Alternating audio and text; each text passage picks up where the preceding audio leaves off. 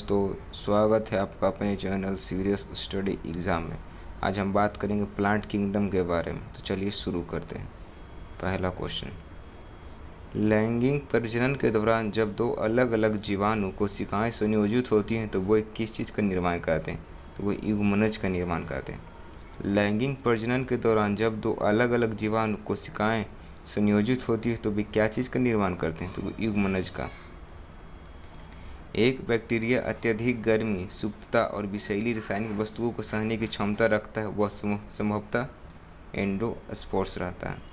एक बैक्टीरिया अत्यधिक गर्मी, सूक्ष्मता और विषैली रासायनिक वस्तुओं को सहने की क्षमता रखता है, वह संभवतः एंडोस्पोर्स बना रहता है। निम्नलिखित में से कौन गर्म पानी के कुंडों, गहरे समुद्र तथा तत्व केंद्राओं और अंटार्कटिका के बर्फ जैसे जीवन यापन हेतु जटिल निवास स्थान भी निवास कर सकता है? तो वो जीवाणु। पूछ रहा है, निम्नलिखित में से कौन गर्म पानी के कुंडों, गहरे समुद्र, तप्त केंद्राओं और अंटार्कटिका के बर्फ जैसे जीवन यापन हेतु जटिल निवास स्थान भी निवास कर सकते हैं? तो वो जीवाणु रहता है। निम्नलिखित में से कौन सा नाइट्रोजन की फिक्सिंग बैक्टीरिया है? तो वो राइजोबियम। निम्नलिखित में से कौन नाइट्रोजन का फिक्सिंग बैक्टीरिया? तो राइजोबियम। दूध को दही बदलने के लिए किस बैक्टीरिया का प्रयोग करते हैं? तो वो लैक्टोबैसिलस। दूध को दही में बदलने के लिए किस बैक्टीरिया का प्रयोग करते हैं? तो लैक्टोबैसिलस। निम्नलिखित में से किस समूह में बैक्टीरिया जैसे प्रोकैरियोटिक कोशिका तंत्र, केंद्रीय पटल रहित वाले एकांक कोशिकीय जीव समाविष्ट हैं? वो मोनेरा। निम्नलिखित में से किस समूह में बैक्टीरिया जैसे प्रोकैरियोटिक कोशिका तंत्र, केंद्रीय पटल रहित वाले एक कोशिकाओं जीव समाविष्ट हैं? तो वो मोनेरा। पहला प्रकाश संश्लेषी ऑक्सीजन उत्पन्न करने वाला जीव पृथ्वी पर प्रकट हुआ था, कौन? वो साइनोबैक्टीरिया। पहला प्रकाश संश्लेषी ऑक्सीजन उत्पन्न करने वाला जीव पृथ्वी पर प्रकट हुआ था, साइनोबैक्टीरिया था।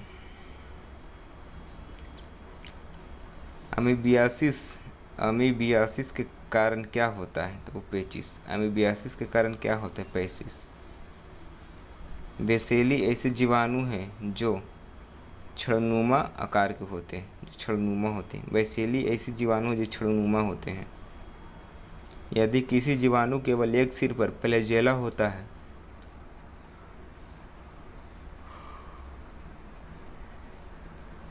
यदि किसी जीवाणु केवल एक सिरे पर फ्लैजेला होता है तो इसे क्या कहा जाता है? तो इसे मोनोट्राइकस कहते हैं। एसेरिकिया कोलाई में क्या पाया जाता है? तो मनुष्य की आंत। एसेरिया कोलाई में क्या पाया जाता है? मनुष्य की आंत। निम्नलिखित में से कौन सा मोनेरा समूह से संबंधित नहीं है? तो वो डाइटम। निम्नलिखित में से कौन सा मोनेरा समूह से संबंधित नहीं? तो डाइटम। निम्नलिखित में से कौन सा बहुविखंडन प्रदर्शित करता है? तो प्लाज्मोडियम। निम्नलिखित में से कौन सा बहुविखंडन प्रदर्शित करता है? तो प्लाज्मोडियम। कुछ बहुकोशिकाएं सजीव में जैसे राइजोपस, मशरूम और कुछ जीवाणु एस्परजिलस इत्यादि प्रजनन इस प्रकार होता है। किस प्रकार? तो जीवाणु रहित। कुछ बहुकोशिकीय सजीव में जैसे राइजोपस, मशरूम और कुछ जीवाणु एस्परजिलस इत्यादि प्रजनन किस प्रकार करते हैं? तो जीवाणु। पादपों के किस समूह के अंतर्गत सबसे साधारण केंद्रित संरचना वाले पादप आते हैं? थाइलोफाइटा। पादपों के किस समूह के अंतर्गत सबसे साधारण केंद्रित संरचना वाले पादप आते हैं? तो थाइलोफाइटा। ब्रेड बनाने में इस्तेमाल किए जाने वाला खमीर किण्वन के लिए उत्प्रेरक के रूप में कार्य करता है। निम्नलिखित में से किस प्रकार के प्रजनन में पूर्ण वयस्क छोटे जीव अपने जनक शरीर से अलग हो जाते हैं और एक नए स्वतंत्र जीव बनते हैं? मुकुलन के द्वारा। बहुविखंडन द्वारा जनन करता है तो वो प्लाज्मोडियम बहुविखंडन द्वारा जनन करता है। लाइकेन प्लांट थलायोफाइटा डिवीजन से संबंधित है। लाइकेन प्लांट थलायोफाइटा डिवीजन से संबंधित है। इनमें से कौन सा एक सेप्रोट्रोफ है? कुकुरमुत्ता। इनमें से कौन सा एक सेप्रोट्रोफ है? तो कुकुरमुत्ता। कवक कोशिका भित्ति कड़ी जटिल शर्करा से बनी होती है जिसे हम काइटिन कहते हैं। कवक कोशिका भित्ति कड़ी जटिल शर्करा से बनी होती है जिसे हम काइटिन कहते हैं। मशरूम एक है कवक।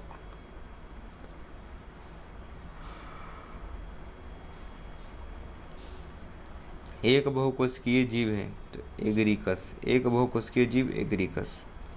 निम्नलिखित में से क्या जीवाणु निर्माण द्वारा प्रजनन करता है तो राइजोपस। निम्नलिखित में से क्या जीवाणु निर्माण द्वारा प्रजनन करता है राइजोपस। ऐसे कवक जो अपने भोजन के लिए विशेषकर कीड़ों पर निर्भर रहते हैं उन्हें क्या कहा जाता है तो एंटोपैथोजोनिक।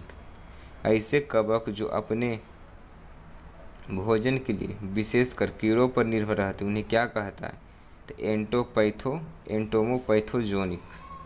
नीचे में से कौन सा बडिंग पुनरुत्पादित होता है तो खमीर और हाइड्रा। नीचे में से कौन सा बडिंग पुनरुत्पादित होता है खमीर और हाइड्रा। देखिए कब को पूछेगा था, एक ही साल में 3 बार, तीनों शिफ्ट में।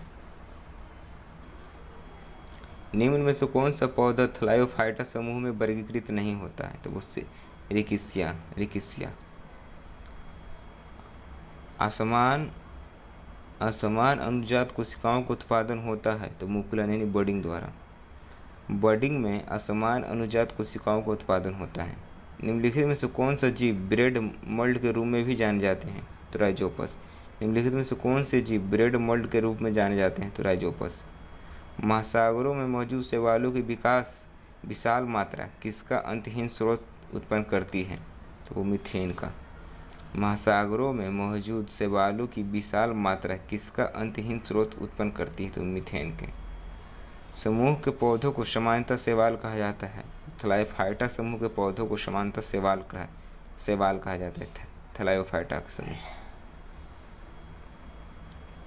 रिक्त स्थान में सबसे उपयुक्त विकल्प भरें। वे पौधे जिन्हें पौधे के विभिन्न भाग उपस्थित नहीं होते हैं वे कौन से समूह से संबंधित है तो थाइलोफाइटा। वे पौधे जिनमें पौधे के विभिन्न भाग उपस्थित नहीं होते हैं वो थलायोफाइटा समूह से संबंधित होते हैं। इनमें से कौन सा गैर संवहनी पौधा है तो वो कारा। इनमें कौन सा गैर संवहनी पौधा है तो कारा। एक पादप समूह जिसके पौधों में जड़, तना और पत्तियां नहीं होती उसे क्या कहा जाता है तो थैलस। निम्नलिखित प्लांट में से कौन सा प्लांट बॉडी है जो जड़ों के तनों और पत्तियों के अलग नहीं है तो वो स्पायरोगाइरा। निम्नलिखित प्लांट में से कौन सा प्लांट बॉडी है जो जड़ों, तने और पत्तियों में अलग नहीं है तो स्पायरोगाइरा। शैवाल सबसे प्राचीनतम पौधा है और विशेष रूप से पानी में पाए जाते हैं। निम्नलिखित में से कौन सा कोशिकीय हरित शैवाल है तो क्लेमाइडोमोनस। पादप जगत के उभयचर कहलाते हैं ब्रायोफाइटा। पादप जगत के उभयचर ब्रायोफाइटा। निम्नलिखित में से कौन एक ब्रायोफाइटा नहीं है तो वो चारा एक ब्रायोफाइटा नहीं है। निम्नलिखित में से कौन सा राइजोइटस के बारे में गलत है तो वो इनमें पूर्ण विकसित तना, जड़ और पत्तियां होती हैं, वो गलत हो। ब्रायोफाइटस की निचली एपिडर्मल कोशिकाओं से बढ़ने वाली उभार को क्या कहा जाता है तो वो राइजोइड। स्पायरोगायरा और प्लेनेरिया में होता है तो निषेचन और विखंडन दोनों। बीज रहित संवहनी पौधे होते हैं जो स्वतंत्र गेमिटाइफाइटा और स्पायरोफाइटा चरणों के साथ एक अद्वितीय जीवन चक्र साझा करते हैं जिनकी संवहनी पौधों सहित आमतौर पर समानता विशेष कारण एक साथ चर्चा की जाती है। कौन सा तो वो टेरिडोफाइटा। टेरिडोफाइटा समूह के पौधों में नहीं पाया जाता है क्या तो वो फूल। टेरिडोफाइटा में फूल नहीं पाया जाता है। निम्नलिखित में से समूह के पौधों में नहीं पाया जाता है मर्सिलिया। निम्नलिखित में से किसमें पौधों के शरीर में जड़ें, तने और पत्तियों में विभेदित किया जाता है तो मर्सिलिया में। निम्नलिखित में से किन पौधों में गुप्त प्रजनन अंग पाए जाते हैं तो वो मर्सिलिया में गुप्त प्रजनन अंग पाए जाते हैं। निम्नलिखित में से कौन से आवरण रहित बीज पाए जाते हैं आवरण रहित बीज तो देवदार। नग्न बीजी होते हैं पाइनस। अनावृत एवं नग्न बीज अनावृत बीजी जिम्नोस्पर्म होते हैं। अनावृत बीज यानी जिम्नोस्पर्म के आमतौर पर क्या पाया जाता है, जो प्रकार के बीजों के रूप में जाना जाता है, क्योंकि इनके फूल नहीं लगते हैं और इनके बीज एक विशेष अंडाशय के निहित होने के बजाय पौधों की प्रजनन संरचनाओं की सतह पर विकसित होते हैं, तो वो अनावृत विकसित होते हैं। निम्न से कौन जिम्नोस्पर्म है, तो चीड़ एक जिम्नोस्पर्म है। अच्छी तरह से विभेदित प्रजनन ऊतकों के साथ पौधों जो अंतःबीजी बनाते हैं वो कहलाते हैं फाइंड्रोगम। अच्छी तरह से विभेदित प्रजनन ऊतकों के साथ पौधे जो अंतःबीजी बनाते हैं वो कहलाती है फाइंड्रोगम। किसमें बेसल्स प्रमुख जल संक्रामक कोशिकाएं हैं, तो वो एंजियोस्पर्म। किसमें बेसल्स प्रमुख जल संक्रामक कोशिकाएं हैं, तो एंजियोस्पर्म। निम्नलिखित में से कौन से पादप समूहों में परागण होते हैं, तो वो अवृतबीजी में। निम्नलिखित में से कौन से पादप समूह में परागण होते हैं, तो अवृतबीजी में। एंजियोस्पर्म यानी अवृतबीजी के प्रजनन भाग पुष्प में स्थित होते हैं। द्वि निषेचन के गुण अवृतबीजी के गुण हैं।